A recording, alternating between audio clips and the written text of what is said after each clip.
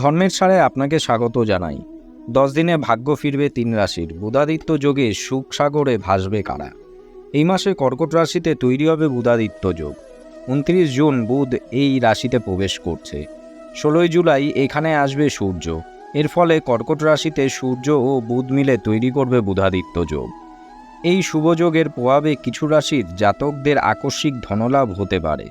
পাশাপাশি কেরিয়ার ও ব্যবসায়ের উন্নতি করতে পারবেন এই রাশির জাতকরা।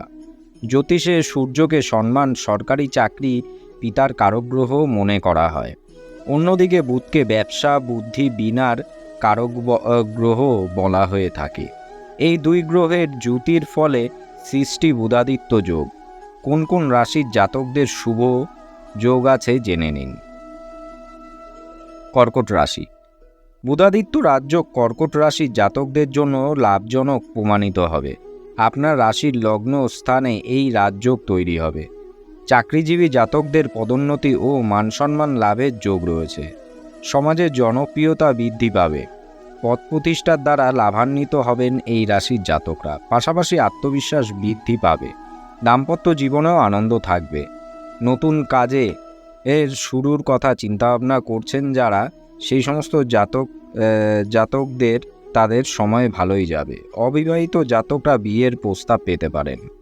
এবার আসছে মিথুন রাশি। বুধাদিত্য রাজযোগের প্রভাবে আর্থিক ক্ষেত্রে বিশেষভাবে লাভান্বিত হবেন মিথুন রাশির জাতকরা।